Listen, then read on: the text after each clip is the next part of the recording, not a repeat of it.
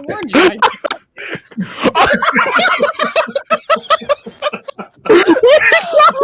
Where did he go? Oh, he sent a message. He said he lost power. Jason is on his way as well. Thank you all so very much for joining us. Today we're going to be recapping Strange New Worlds Under the Cloak of War. This is episode 8. You know all of us. We know that 2 people are going to be joining us. And let's start with our intro.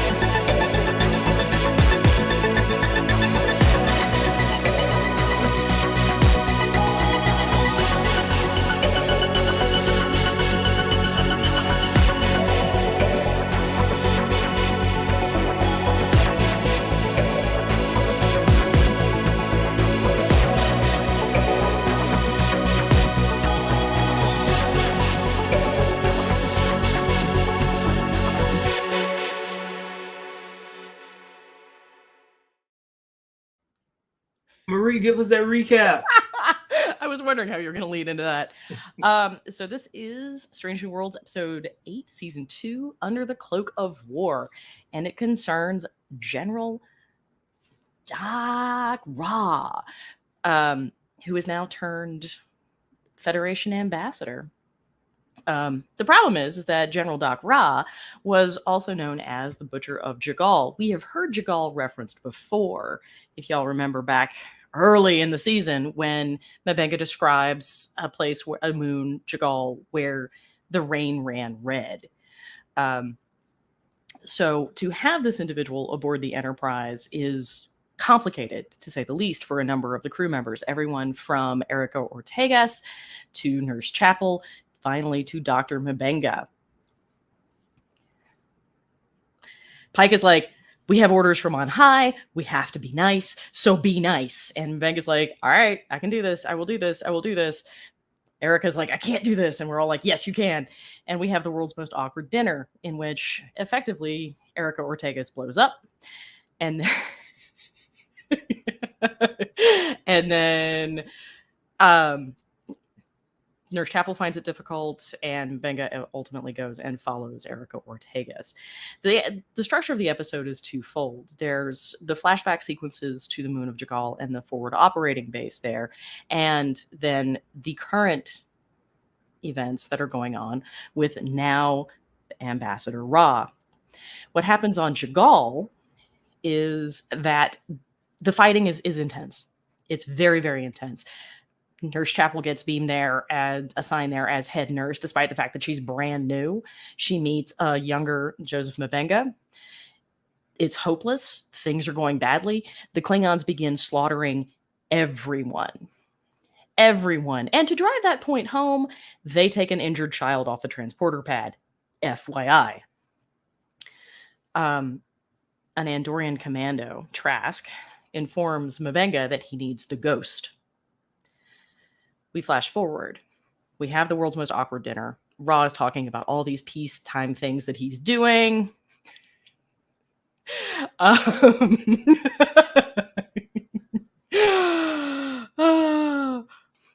these negotiations he's doing and talking himself up. And Ortegas walks out.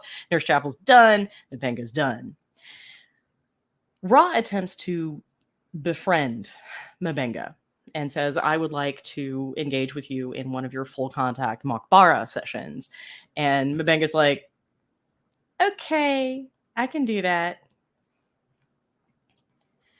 They go. It turns out that General Ra, despite the use of his cane, Ambassador Ra, is actually pretty adept at it. And the two of them start discussing it.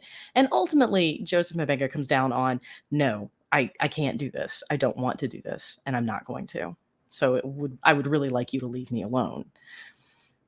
And that's when we get another flashback to Jagal, and we see Joseph Mabenga taking a knife off the body of Trask, handing some Protocol 12, which we now know is the name for the adrenaline painkiller cocktail that they took, the green stuff, if you're paying attention, to Nurse Chapel, and says, get everybody out. And Joseph Mabenga goes off into the darkness to go do who knows what.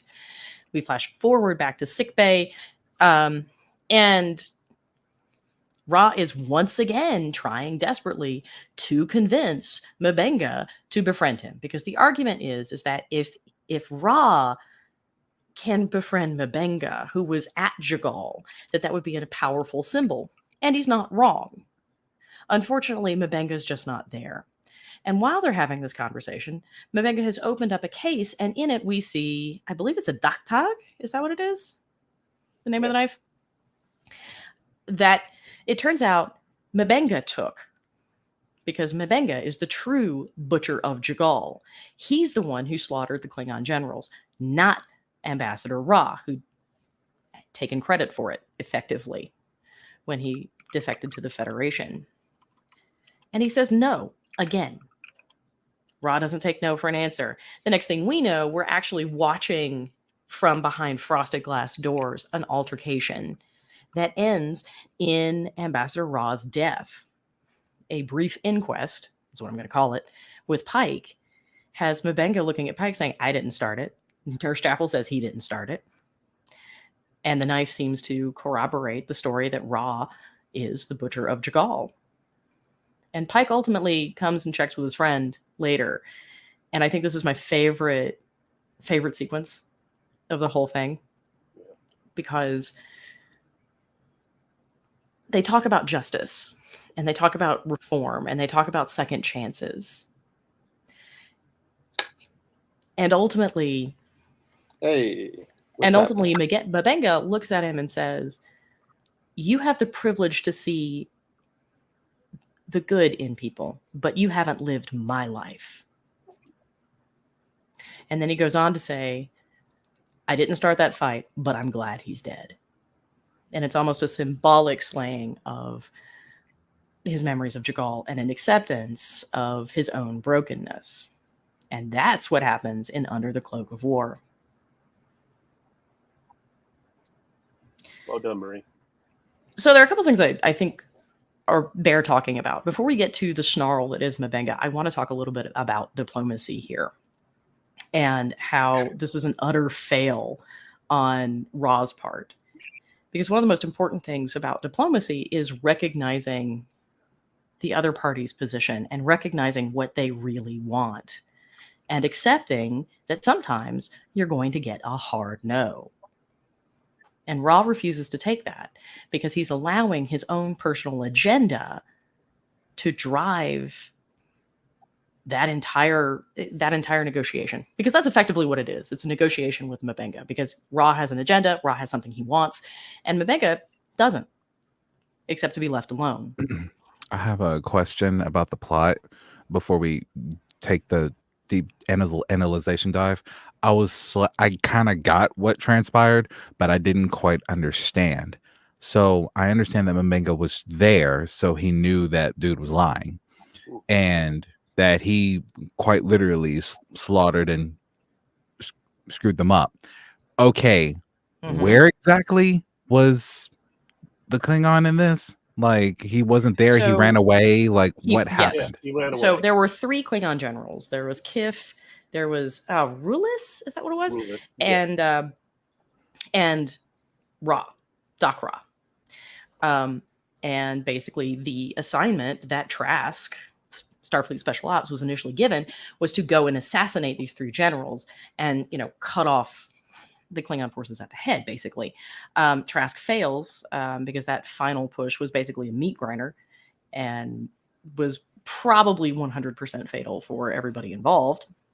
And so that's why Mabenga picks up the knife and proceeds to complete the mission, which is what he tells Chapel. So he ninja'd his way up and then did the stabby stab, While Klingon dude ran away. and he ran away. So really, Ruthless actually held him back, I believe. in Klingon culture, he was a coward, which is why he said, "I didn't want to be labeled as a coward, so I'd much rather be labeled as like the butcher." Okay, Yes, Yeah, you got okay, it. You got it. because at the okay. end of the day, Doc Ra didn't actually embrace peace. He embraces shame. So he was like a combination of Jatrell and that Cardassian dude who tried to pretend he was. It really reminded me a lot of both of those episodes. Yeah, A Yeah. lot. Except I think there was a more legitimate pursuit of reform for Jatrell and everybody's favorite Cardassian, who is not actually a war criminal. yeah. He was just the secretary, I think, Yeah. Yes. Did you say Jatrell? from Voyager. Yeah. From Voyager. Yeah, yeah.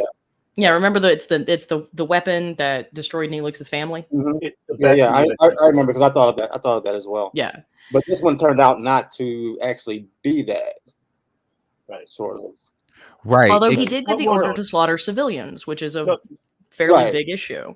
No, he did the horrible things. It's so the he thing did that do every- those horrible things. I'm trying to figure out at what point did he run away. He No, That was at Remember the that whole end, business like where the we last- see M'Benga like in the process of battling a Klingon? That's when he Yeah. snuck out.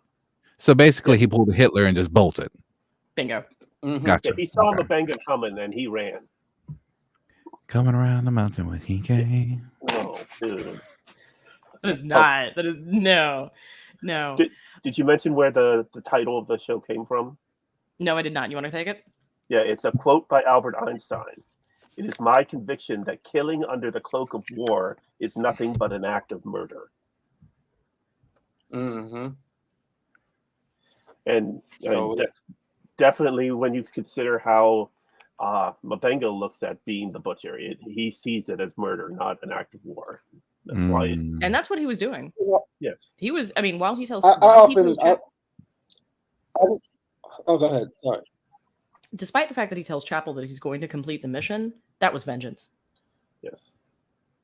Mm. That was vengeance for that ensign that got killed. That was vengeance for the guy that they put in the buffer and had to delete. Alvarado, that was vengeance Mhm. for Trask.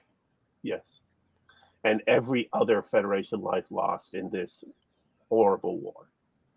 So Well, they don't do a lot of like showing about how the war affects people. I mean, Benjamin Sisko is, Wolf 359. Every once in a while, somebody else will pop up from Wolf 359. Shaw. But it's Shaw, Yeah. right? And then in Discovery, they had Tyler. No. And actually, somebody set me straight because I was like, that doesn't make sense.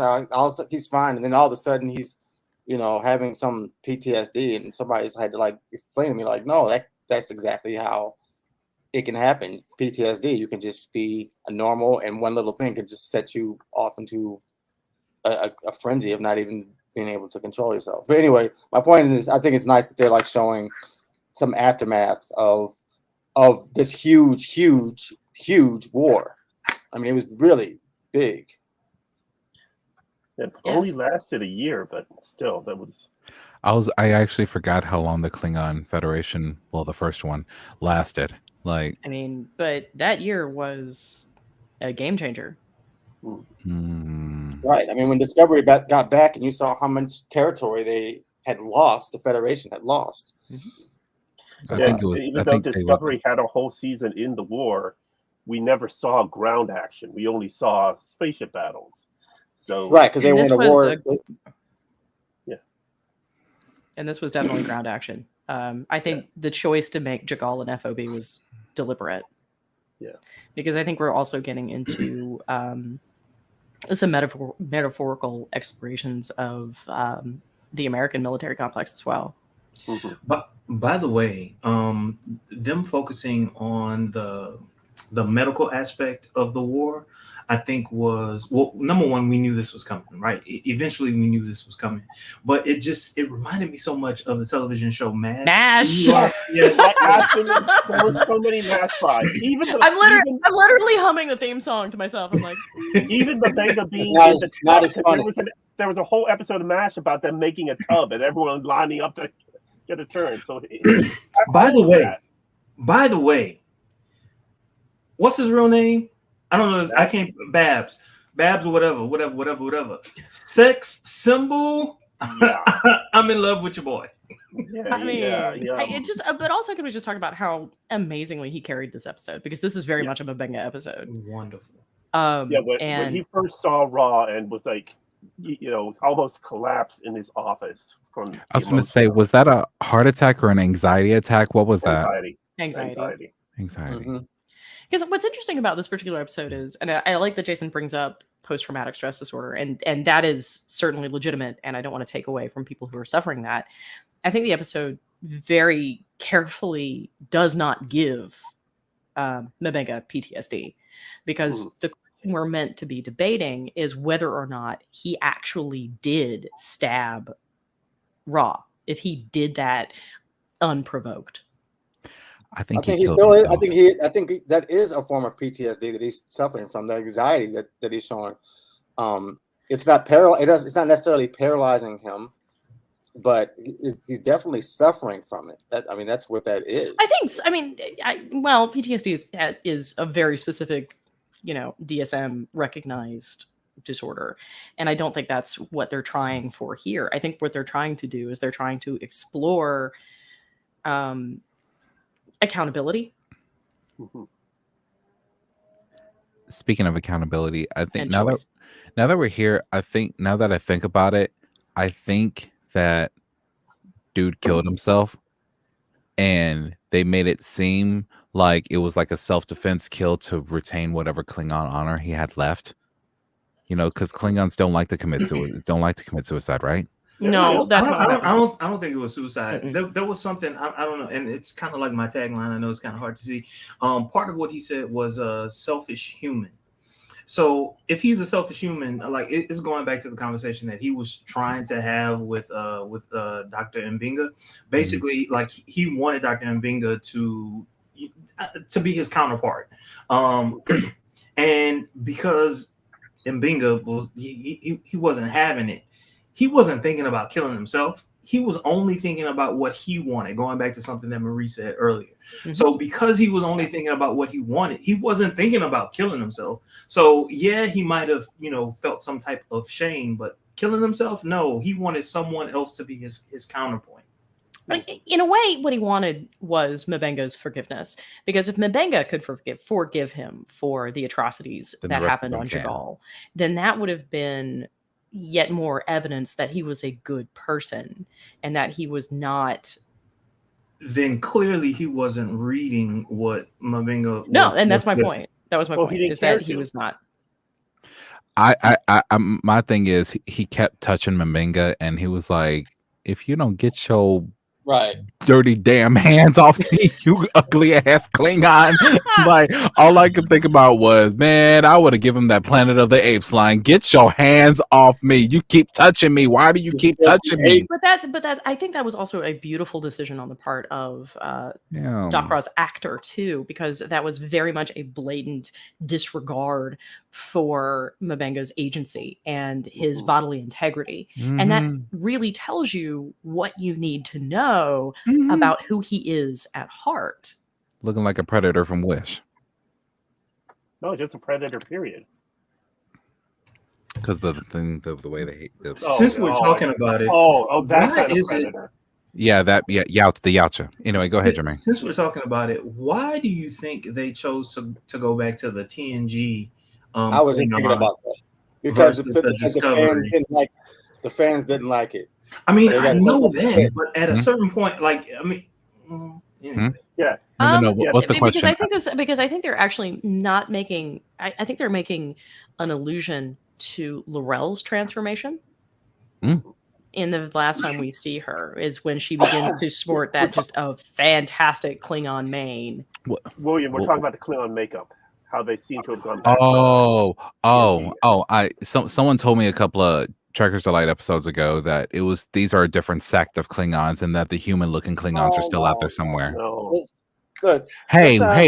Discovery proved that we got white Klingons, so I'm pretty sure that there's like, look, I'm just saying, like, if we got white Klingons, I'm pretty sure there's some human Klingons that feel some kind of way, and they're on a distant planet somewhere. Like Kor, Kang, Koloth, they over there somewhere. But it's not even necessary. Why can't people just say that's what they decided to do as creators of the show? Make them look different and change the way they look. It doesn't have to be a story behind it, you know. Yeah, sure, one day I'll make another story. That's me. That's me. I love stories. I love waiting 20 years and then giving an explanation of one that fits. Like that's me. Like that's what I love. But yeah, no. Okay, in this case, 40. Well, damn near 50. But But I think where are those Klingons at? I don't know. Okay, they were at the beginning of the episode and previously on. You know. Yeah, I know, and they legit like pull up from the Ship of the Dead. Did they? Yeah. I gotta see that again. Yeah, they had the clip from Battle of the Binary Stars. Mm-hmm. I gotta see that again. I kind of rushed through it because I'm not even. I'm in a hotel right now, and we are very grateful that you came to join us anyway. I was downstairs. I'm like, oh my god, it's 8:40. When I came upstairs to be with you people. I left those people to be with you people. You know what I mean? And we love you for it. I was just about to say. I was going to say you people. Yeah, who's you people? I mean, when my Say that one. I'm in Illinois right now. I forget what state I'm in. But yeah, watch next week. There was a lot of thematic stuff. There's water in this, by the way. Mm-hmm. Sure. There's a lot of thematic stuff in this episode. I mean, I think this is possibly one of my favorite episodes. I think I liked it very much as well. I even liked how Chapel was talking to Spock, and she was just like, basically, just leave me alone, dude. And he was just like, I get it, and he walked off. Like, I loved that. So, so has Spock stopped smiling? Now I'm complaining that he didn't smile in this episode. And I complain that he smiles all the time. So now I'm wondering, just because now it's in the last. It wasn't a Spock episode, so we didn't get. But I think it was that me. It was Jermaine. I didn't know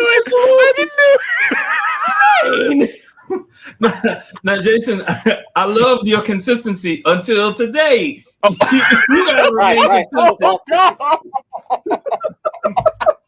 Well, now I'm asking them to be consistent because we're left off last episode with these smiles, and now they've created something. Like, I don't know what they were creating. What were they creating? I think the decision here was to make Spock react to Chapel's emotional distress. And he's trying very hard to find ways to make this easier for her because it hurts him to see her so upset. And going back to Jermaine's point, I think there's a really awesome that moment is really awesome where Chapel asks for space and Spock gives it to her. That's good boyfriending, good partnering. And also when Spock goes up and basically interrupts Dakra's "I'm the greatest thing since ever," the greatest thing for peace since ever lecture by basically getting him to talk about something else so that Chapel didn't have to hear it. Right. So I think Spock himself was a little too rattled by watching his partner's pain to be pursuing his experiment in smiling. And I don't think he smiled in the bar sequence because, he managed to scorch the ambassador's hand. Yeah. Okay. So I mean, I know what you're saying, Will. Like now I'm not even being consistent because I'm complaining that Spock's not smiling when I'm the one that complains about him smiling. See what I'm talking about? Consistency and continuity. Like, I mean, I gotta tell you, a foolish consistency is the hobgoblin of small minds. Well, that makes it even worse. Like last episode, they just threw those in there. No, they didn't. Now they're out. No, they didn't. They were part of the plot. You had to see Boimler scenes a different Spock than what he knew Spock to be. I'm actually kind of sad Boimler didn't have a crush on Spock. Oh wow! How do you know he didn't? I mean, Well, I mean, like, there was so much hero worship. I don't know that he could have gotten to I the clutch part. Yeah. I mean, he was definitely had a crush. Well, no, not really, but and not a I would crush. have thought he had a crush on number one. Oh, he definitely. Had Oh, a crush. he had to have. Well, we know Ransom. Like we know Yes. Ransom does. No, Well, but yeah. I really think that was just an allusion to the fact that Jerry O'Connell and Rebecca Romaine are married. Yes. That's true. That's true. I That think is was true. joke. Yes. I didn't even think of it like that. Like, okay, first officers are married. Okay, in 2 different timelines, and Boimler connected both of them. Now it's getting weird. Thanks. I mean, Boimler seems like the guy in the middle. He seems like the virgin in the middle that they needed to break. You know, like, come on, y'all miss me. Weird. I mean, I understand Y'all where you're miss at, me. Mark, For a but second, I thought you were talking about a threesome. I was like, "What's going on?" No, he is. Exactly. I am. I am. Oh Jesus! Yeah. It was Can fun you having ma- Clint Howard back in this. I would be down. You cannot I know tell you would me be that you would down. not pick However- one person from each show and time travel just to hook up with them. However, Sure. we're gonna set that aside for a second. We just are. I mean, if you have a TV show where nobody wants to smash anybody on that TV show, why are you? What are you even doing? First, Acting like First- adults. hiring these people. Who's First, hiring I'll these start with Commander Tucker. And that, I mean, because, I got to do it right because, I'm from the South and I got to bring my boys home. Okay. I mean, Like, your first choice is Florida Man. Come on. of course. Yeah, Yes.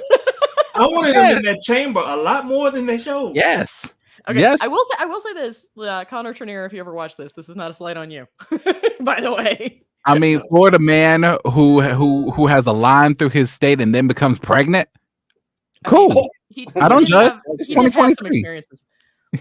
He did have some experiences. He had some experiences, and He's then looking in up, POS, oh my I God. would probably go for.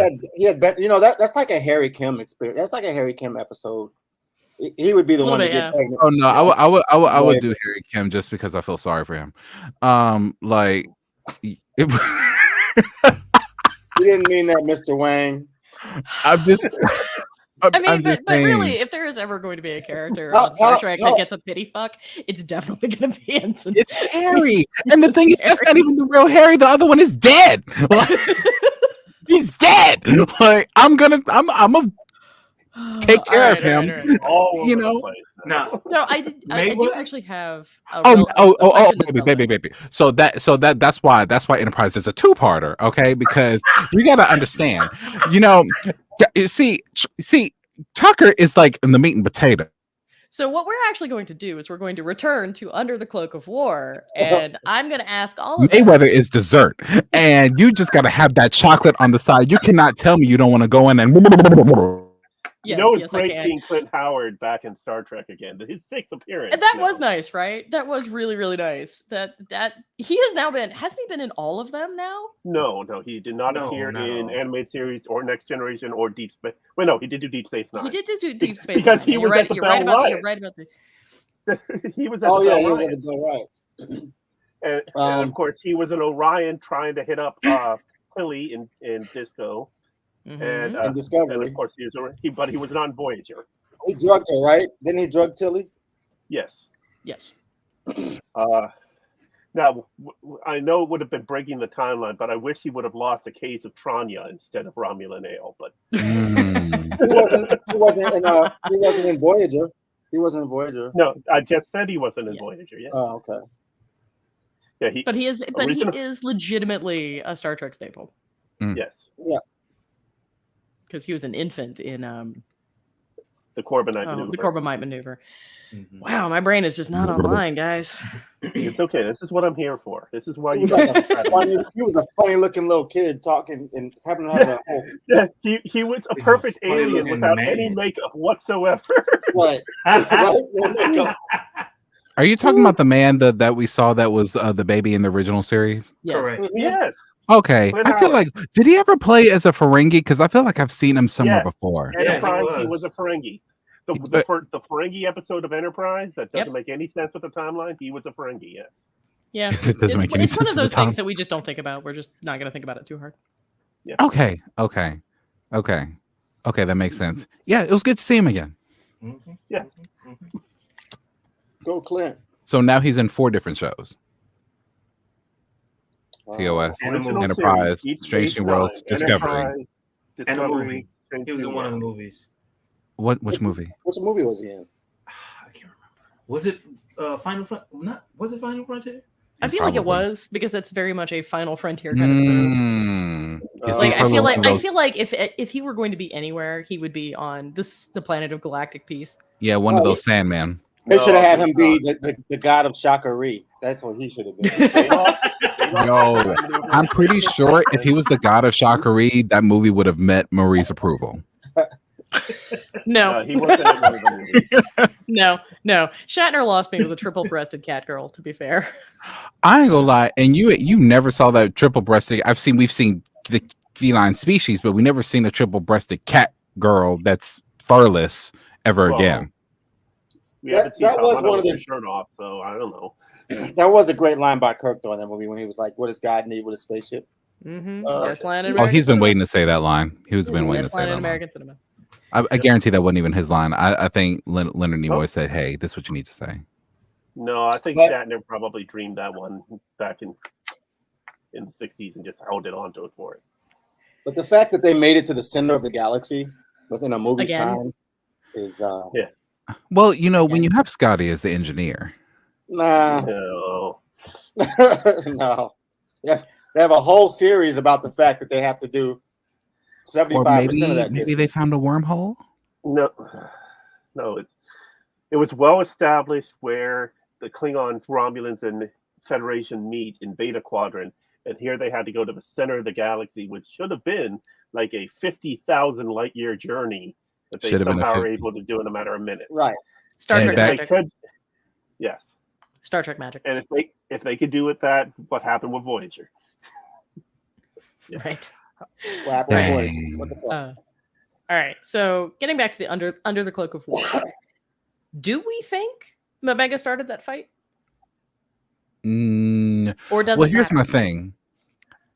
In a sense, no, because I consider the fight to be started when he put his hands on him after he repeatedly said, "Leave me alone."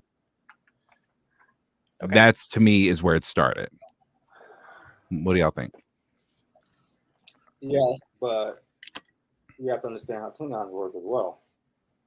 Right? That's good for a human to say that, but it's probably, as far as Klingons are concerned, that's not like something you would do. You wouldn't just be like, "Get your hands off me," and expect a Klingon to be like, "Okay." Doesn't happen that way. Mm-hmm. Well, yeah, Ra was probably even more pissed off that M'Benga was telling them to leave than anything else. Especially since Ra needed M'Benga. He wanted him to be part of his roadshow. Exactly. Would have rather had him dead. Nope. No, he M'Benga. wanted M'Benga because he was at Jagal. Even before he knew he was the real butcher of Jagal, he needed him because he wanted someone else to help tell his story. Right, but now that he knows the truth, he could out him and show everybody Well, that which he was. means you want him closer now than because then you Than can ever. keep an eye on him. Yeah. But I also think it's too easy to write off Dakra as being completely wrong, right? As just a complete aggressor and in pursuit of various things. The thing is, he's not wrong about the power of a symbol, Yeah, Right. I mean, and Yeah. he's also not wrong to point out that if you let this kind of hate fester and you don't. Thanks, Marie. hey, it was a very good day. Like, and he's also right that if you allow these emotions to fester, that it's going to eat you up inside. Right. So and Dakra did do. I'm starting to sound like a Dakra apologist, and I'm not. but he did You are do sympathizing. a lot of good in the period of time after Jagal. And the question becomes, does Right, it I matter mean- why he did it? Can I take a No, it doesn't. I mean, all he did was good. You could say in the Klingon War, all he did was good. For We the just weren't on the Klingons. side of it. No. But to the Klingons, yes. I mean, I can't see No? I can't see the Klingons looking at the slaughter of children as being honorable. Oh yeah, he did slaughter children and shit like that. That's probably bad. Yeah, that's probably bad. Yeah, I have no, a like seriously, like what honor hmm. is there in like shooting a kid? None. So I'm Wow, this got dark. So I have a question about that. Well, not necessarily. Okay. And that's the point. Actually, Marie, that's the point I was getting to, because there's a really great line that Una has, which is everyone is on their own journey, and you have to respect that journey. You can push, for sure, and some of us occasionally need a good swift kick to the you-know-where. But at the end of the day, you can't force people to heal, and that's what Doc Ra wanted to do. And You can try. You can still try. Can I take a minute to question? I'm sorry. Kevin Keith, go ahead. Kevin Keith? why you got? This is why I hate going by my name, because people keep calling me Kevin, which is my brother's name, and that. I didn't even know you had a brother named Kevin. 41 years. Like, Okay, sorry. What's your other brother's name? What up? Kenny?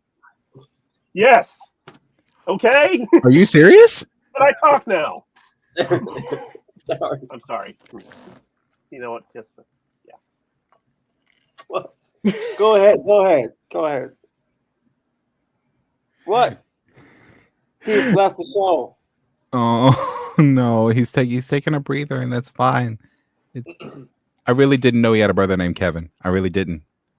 Who keeps bringing him in and out? In and out. I am seriously not touching any buttons. I am not either. I've touched my I think buttons. that might be his connection. No, it's not his connection. All right, Keith, Let's what do you get got? me back in before I'm ready to come back. But okay, all right. Sorry. Yes, I am the youngest of three sons: Kenneth, Kevin, and Keith. And add insult to injury, in Irish, Kenneth means handsome, Kevin means handsome and fair, Keith means from the forest. I love the forest. What's wrong with that?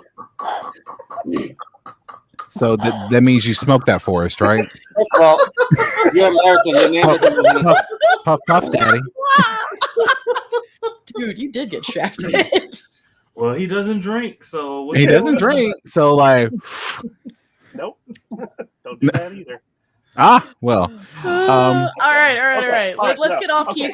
Keith's family. Okay, power symbol. We had this in those old scientists. The symbol of the Orions getting credit for finding the portal. How important that was to Orion society, that they're not just pirates, that they are scientists themselves, which adds to an extra meaning of the title of the episode. And here we have the symbol of what Ra is, that he killed his own generals because he was sick of this war. And now we know he didn't. And he just ran away, but he used that symbol to build this whole thing of him being a peacemaker. And it's all lies, but it's the importance of the symbol to society. Do we think we're going to see more Orions in the next season? I hope so. Yeah. Mm-hmm. It'd be nice to develop them as a species. You have 2 episodes left, but we don't have any more Orions this season. But yeah, I mean, I think that is an important question that we're meant to ask too. Is at what point? Yeah, stolen valor, ish, ish. But at what point does the importance of the symbol begin to outweigh the past? And and does that have a nexus with allowing someone to have a second chance? I think people deserve second chances. It's like it wasn't the issue of second chances per se. It's more like it was a lie built on a tragedy. Like it's something that he was doing today, right now. Like we're not even talking about what he did 3-4 years ago. We're talking about what he's doing right now, living on a lie when the slaughter of Butcher of Jagal was literally on the Enterprise the whole time. I think if he could have admitted to Mabinga, hey, look, the truth is I only killed one person. I didn't kill the other two. I think Mabinga would have been like, okay, I get it. I understand. And it wouldn't have turned out the way that it did. Mhm. But because he wasn't willing to admit the truth, Why that's what said. Why would he admit the truth? First of all, when you're living a lie, why would you admit the truth? He's talking one-on-one with one person who has admitted that he was there. I mean, and has admitted that he is in fact the Butcher of Jagal. He didn't know how much he knew at the time, so why would he? No, tell he him? he didn't. But if you're trying to coax someone to be on your side, to be the person that would stand with you, that's a moment where you could get him to say, you know what, if I tell this truth, he will understand what I'm trying to do. And I guess my question to you is, does that matter?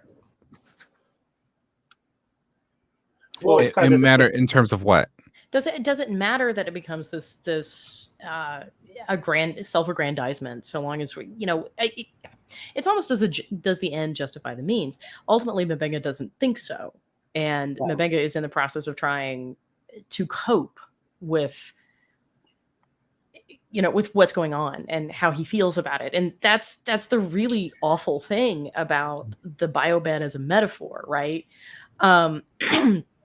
Which is this whole thing of, some things are just broken beyond repair and can only be managed. Does it though? It doesn't. That's the thing. It doesn't always. Right. Unless you have someone who's willing to speak truth to power. Right. Which is why this is kind of like Batman. This is like Batman when Batman, the Dark Knight, at the end of Dark Knight. Yeah. The Dark Knight. Yeah, when he said, you can be the hero. You're the hero that they need, or something like that. And it was fine for Batman to be the bad guy. That was just living a lie. Batman is not the hero Gotham needs. It's the hero Gotham deserves. Right. So you point from the end of the Dark Knight. So that was a lie that was just going to live on, Yeah. And at what point does the lie stop mattering? I mean, it's really, yeah. I mean, for sure. And that's one of the things I was talking about earlier, right? When, I like his whole interaction with Mbenga is just a marked failure of negotiation. Because he got a hard no and should have recognized. Should have kept his hands to himself. Also true. That too. Yes. Well, there's also, you've told the lie so many times that to you it almost has become the truth. And then even after you got called out, you stood on it. That's my problem. He stood on it. And I think that's why Mbenga ultimately did what he did. I think if he had admitted the truth, it would have been a totally different outcome. Look, maybe. Maybe, because the thing is at a certain point, I don't know that Mbenga was ever going to be able to forgive Dahra, because Mbenga also has to tell himself this line that Dahra made him a monster. Not forgive, but he wouldn't have killed him. Because he showed in the match room that he could have mollywopped his right then, but he stopped. And now you see at the end, which I assume, I'm going to say Mbenga killed him in self-defense. But now he's just like, look, I warned you. I warned you. I did what the captain told me to do. I went by the book. You put your hands on me. You stood on your lie after we have a conversation about it. And meanwhile, you're spending the whole week on this ship lying to everyone that you were this ex-butcher, when meanwhile you're talking to me and I'm right here. It's not so much of can we forgive what he did on Jagal? It's not so much that. It's like, what were you doing now? And it's like, even as I'm listening, the part I did understand is, even after you got caught and you're feeling sorry for yourself, you stood on it. The thing is that at one point, Mbenga has a line where he says something to the effect of, you're taking the blood. You've been capitalizing on the blood on my hands. There it is. Right there. So you can't separate what's going on from Jagal. And the episode is right to point that out. Yeah. And that's true. That is absolutely true. Knowing that this is Star Trek, is there some sort of historical comparison that we can compare this episode to something today that we know in our history? Like, do we know any crazy generals or ex-generals that did some mess, like, and tried to take credit for something they didn't do, other than the other thing that really like was playing in my head when I was watching this episode? Has anybody else seen the Fog of War with Robert McNamara? No. I've seen the trailer for it. I haven't seen the actual documentary. It's impressive, right? Because there's an entire conversation with McNamara.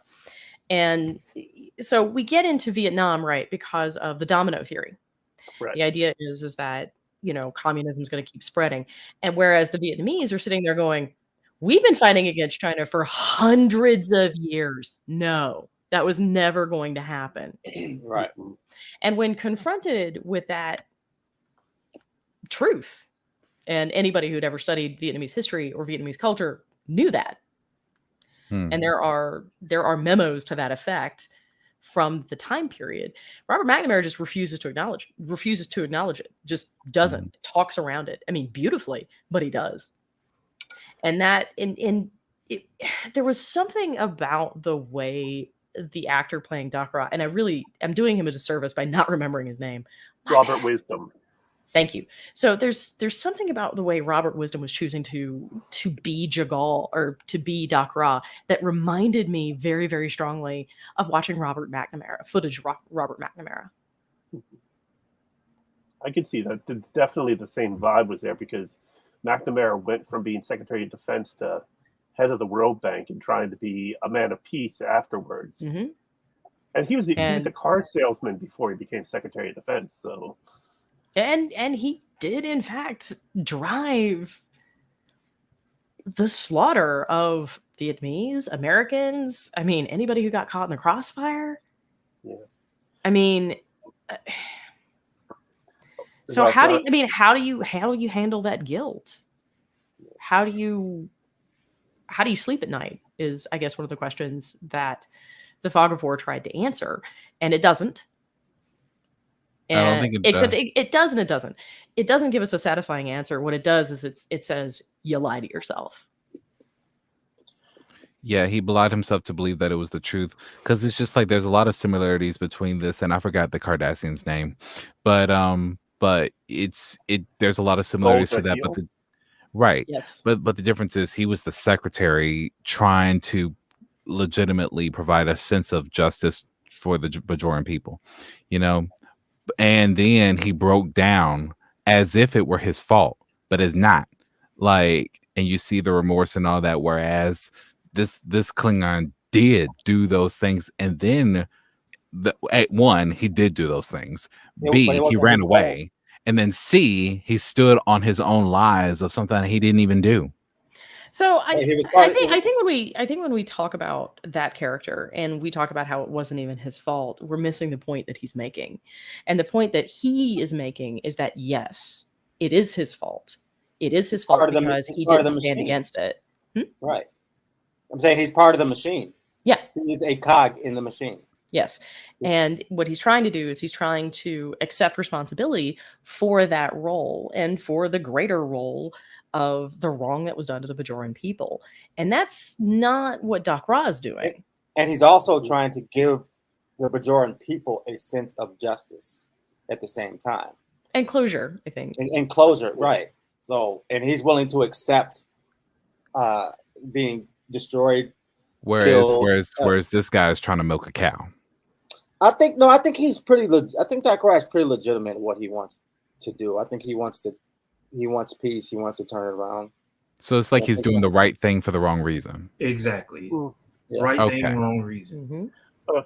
To give a historical aspect of this, otherwise, there's a general in the Napoleonic Wars named Thomas Alexandre Dumas, And if that name sounds familiar, this is the Yeah, no, father he is of related. Yep. father of Alexandre Dumas.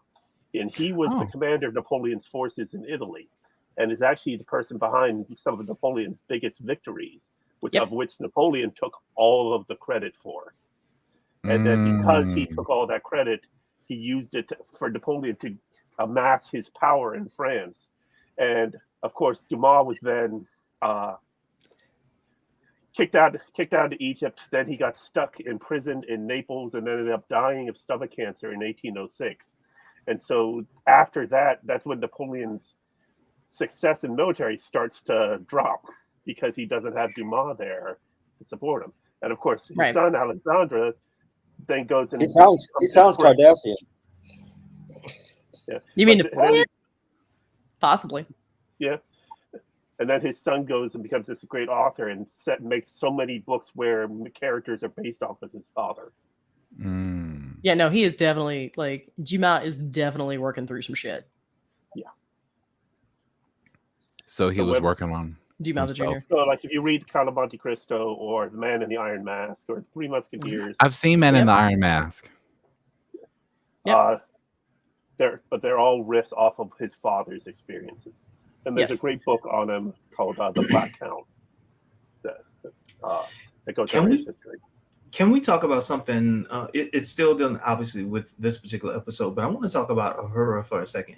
So she wasn't able to 100% translate what what's the helmsman's name again?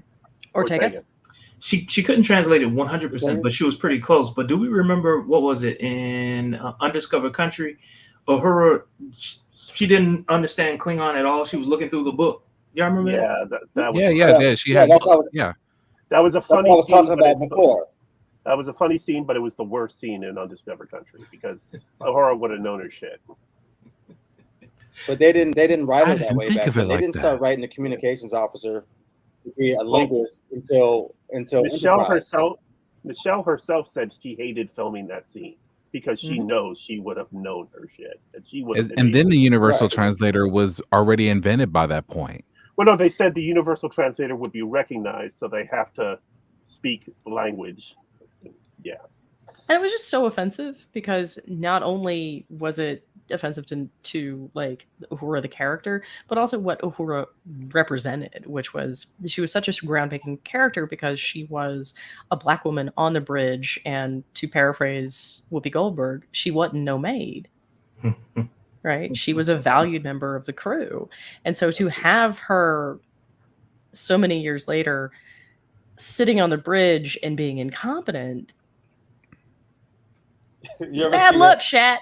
Bad look. I mean, because I feel like they did her dirty, because I remember watching an interview and she said that one of the lines that they gave her in Undiscovered Country was "Guess who's coming to dinner," as like a haha to "Guess who's coming to dinner." Yeah. And she said, "I refused to say that line," which is where Walter Koenig ended up saying it himself. Right. And so, and I'll be honest with you, I did not think about the invalidity of that scene until the book scene, until y'all mentioned it, and I'm like, wait a minute, you're right. Uhura would have been known. Like, these people are a day away from retirement, and of course she would have known. Like, yeah, she was teaching at the academy, so she would have known some Klingon. She would have known some Klingon. You ever see that In Living Color skit, The Wrath of Farrakhan? No. Is that the Jim Carrey one? Yeah, Jim Carrey's Kurt. Uhura there, and Farrakhan's like, and my sister, all I ever see is the back of your wig. It was like hilarious. Like, she gets no props whatsoever. You gotta watch it. It's Star Trek. Yeah. Well, they definitely gave her a lot of props. I feel like between Mariner and Uhura, I really liked that. Like, it was kind of it was really sweet. It was just like the young black girl who meets the one who essentially started it all. Like, that to me was like, you know what? I see what they're trying to do with this scene, and I get Paradox with good Lord, can y'all click the damn button? I'm trying. Lord, okay, here. Too bad. Okay, there. Isn't around to be able to see like how her character has grown, right? Yeah. And Yeah, Well, she she got would be killed, very right? happy. last year. Yeah, she would be very happy. I mean, think they met. ended up meeting. I think the Yeah, actor. they met. I They think they definitely met. Yeah. Yes. Cool. Now we just need some sort of universal weird crossover between Kelvin Uhura and this Uhura, and then have a crazy paradox parallels episode and see what happens. It'll be I directed was by a little J.J. afraid Abrams. of where you were going to go for that for a second. I really was. No, I will never disrespect Uhura like that. Now I'll disrespect Pike, I'll disrespect Spock, but I will never disrespect Uhura ever. Nope, you'll never catch me dead doing that. Nope. Okay. I'll definitely disrespect Spock. Oh Well, yeah. they do it in the DCEU. DCU. Yes, they do. Yeah. All right. So let's talk about Pike a little here. Let's talk about Pike. Pike is in a terrible position in this entire episode. How would a captain, do we feel like he responded accordingly? Like, because it's like he's like not necessarily in the middle, but he's just like, dang, I understand all sides, and I can't really do anything about it except just make sure you didn't murder him, did you? Okay, cool. Have a good night. Well, I know we're very deliberately not chasing it down. We're just not. We talked about this a couple weeks ago because that there's got to be some reason that M'Benga gets demoted from being chief medical officer, and like last year I thought stabbing an ambassador would do that. Yeah, would definitely do that. Last season I thought they would find out about his daughter and that would be the reason, but no, that they ended up resolving that one. And now, but yeah, stabbing an ambassador definitely, yeah, Diplomatic immunity. But how would they find out? Not from M'Benga. Well, they know. How would they find out? Him. Yeah, but how would they find out unless he admitted? He might. They could have one of those Romulan things that just recreates what happened. That was in Picard. Right. Oh yeah. It could be the final episode of the season, just like how we ended last season with Una being arrested. We could have M'Benga being arrested. I was kind of hoping we would see Angel again, but doesn't look like I would love to have the attorney come back. Yeah, another episode with her. Yep. Yes, please. Even though we would know the outcome, I would love to see her. Oh, yes, yeah. Clearly the off-brand just yeah. I had to demote him because he got a little murdery. Yeah. Oh, what did I miss? Yeah. Nice. like there's a note in M'Benga's file. Excellent doctor, solid under pressure, does get a little murdery. I mean, it's like Can get a little murdery. Is he a touch of Dr. Kevorkian? That's what we got to worry about. Yeah. So long as you're not a Klingon war criminal, you're all right. You know what, Marie? We've got like Marie Flanagan. We've got about 3 minutes. Why don't you just join us? I'll send you the link. Join us, Marie. Please do. Please do. There you go. This is gonna be good. Give us your closing thoughts. Yeah, close this out. Until that happens. She's shy. I know, right? You know, right? I'm imagining her reaction Isn't right one now. Marie enough? We already got Marie. No, in all fairness, Marie Flanagan is one of my favorite people. Now everybody's just waiting. She's been here before. Well, not on the show, but like she's commented like before. Yeah, she's from Game Industry News. She's the one who got me into it. Oh, okay. Oh, Marie and Marie. My boss. Sort of. Oh. Okay. Please. You can't. But you really enjoyed this. No, come on. I need to lodge a complaint. I need to lodge a complaint. Better yet, she can't hear this. So here's what happened. You're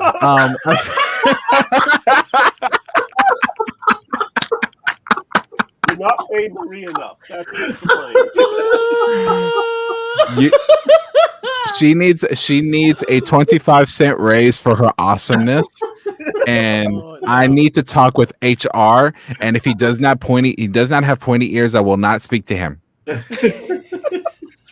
I need Any to closing thoughts before we go out. As I said, I really like this episode. I like how difficult it is, and I like this tension that exists between accountability and a second chance, and the importance of a symbol versus what people actually need to heal, and where these tensions are is really fantastic. And the fact that we don't get a neat resolution is fabulous for me, actually, because I think Star Trek is best when it operates in these difficult gray areas and asks its viewers and fans to have these conversations. Does the truth matter if the outcome is good? If the outcome is a plus, does the truth matter? Yeah. Is it that important? Moral dilemma. I mean, that's a question to be asked, right? That's a moral dilemma, and for me, it's all about the outcomes. It's all about the outcome. I'm here for the outcomes, and the truth matters to me in a historical context, so we will not repeat it. I would just like to say, Yes. I sound like a good student. Keith, I mean, Ken, I mean, Kevlin, Calvin. I'm sorry. Oh my god. Oh my god. Oh, no, I think Keith's gonna get a little emotional. I'm sorry. Keith's about to get a little emotional. All right, Keith. I didn't do it. I swear. I didn't. I didn't boot anyone out today. Okay. All right, so we're gonna end on that. No. Keith has thoughts. Keith has thoughts. We're gonna let him say his thoughts. I just want to say this has been a great week to be a Star Trek fan, because we got two incredible episodes of Strange New Worlds, and half Strange New Worlds, half Lower Decks. We got all the announcements from Comic-Con about Lower Decks season 4, Discovery season 5, new episodes of the animated series, and there was an article today that I shared on the Trekkers Delight Discord that the Paramount is hearing us on Prodigy, that they're getting huge sales of the DVD, they're getting huge sales, digital downloads of the episodes, of the toys. Like, got my Zero here. Guys, go buy your Prodigy merch. They're hearing us as we try to save Star Trek Prodigy. But this has just been, as a Trek fan going back to when I was a wee little boy, it's just incredible what we've got to experience this week. And I'm so grateful. We're here. Cheers to that. So so tell us a little bit more about the animated series, since we're already over. Might as well. Yeah. One of the panels they had at Comic-Con, because half of Hollywood did not show up, was they did a special 50th anniversary of the animated series panel, in which they announced there will be 3 new episodes of the animated series. What? Yes. Coming out this year. They will be short Trek style, so about 20 minutes, but all in the same art design of the animated series.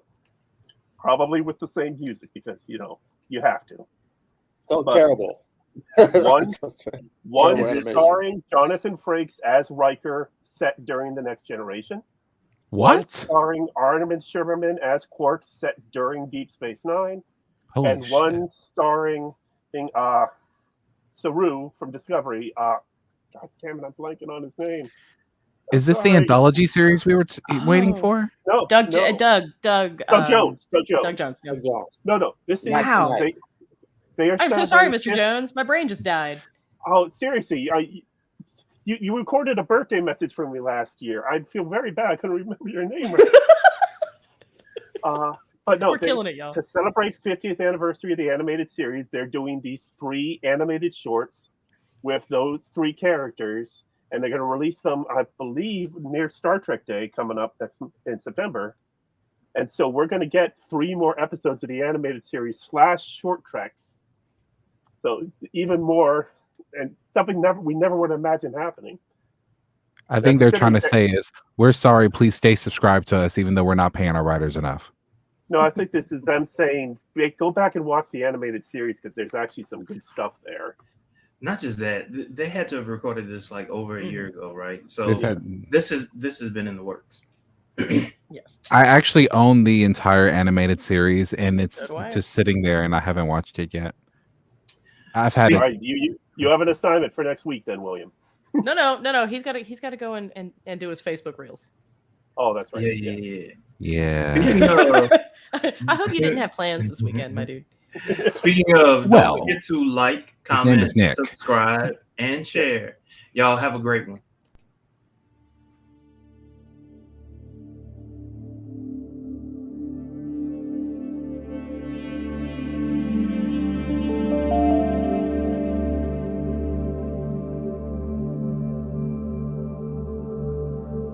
Yeah, absolutely. Yeah, I'm not gonna ever say it on the internet. Yeah, never. yeah. I was I'm sorry. Wait. There was a shadow of a church. Okay. What?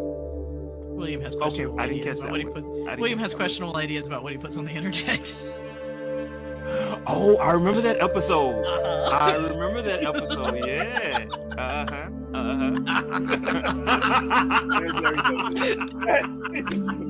Wait, what? Wait.